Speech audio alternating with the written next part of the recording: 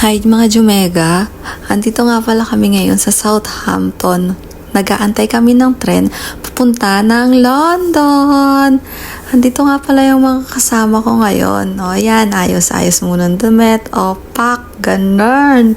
Ayan nga pala yung mga Jumegas ko. Ayan si Lester, ayan naman si Barry. Hi, o kaway-kaway pa, ganun. At ayun na nga mga Jumegas, nakasakay na nga pala kami ng tren. Hindi ko na na-videohan yung pagsakay namin kasi nagmamadali na rin talaga kami. Kitang-kita nyo naman yung excitement namin papuntang London. Bali mga Jumega, yung travel time namin from Southampton to London is nasa 1 hour and 20 minutes. Talaga sobrang excited talaga kami.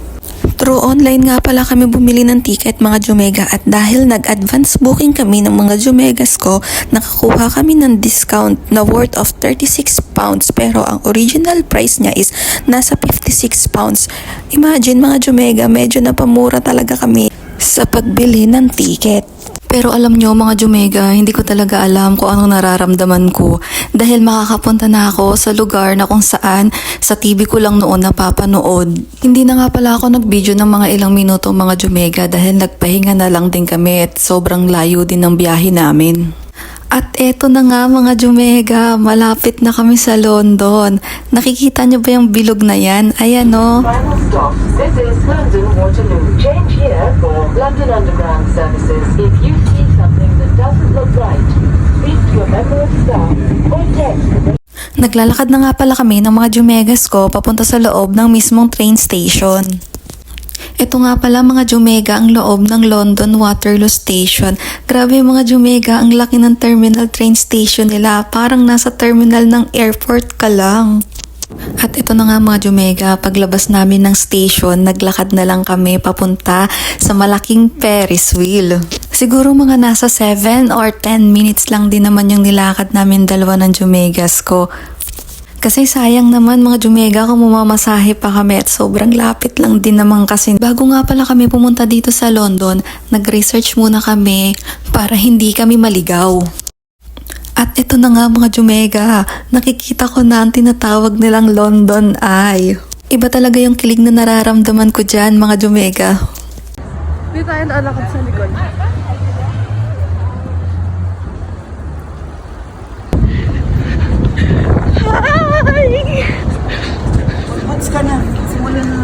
Totoo.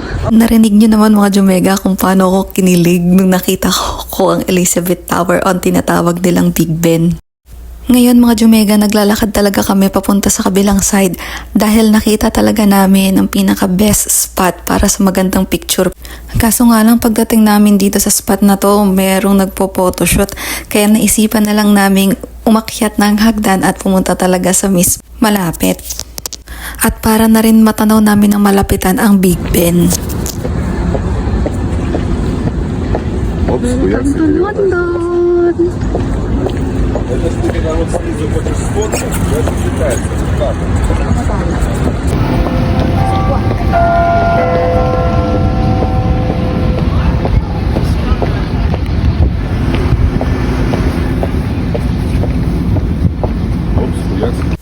Pauwi na rin kami dalawa nito ng Jumega ko.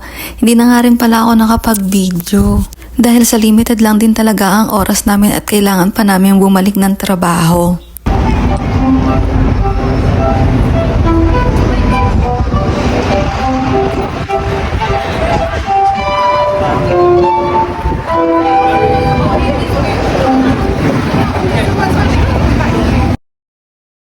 O paano mga Jumega, hanggang dito na lang. Salamat sa panonood!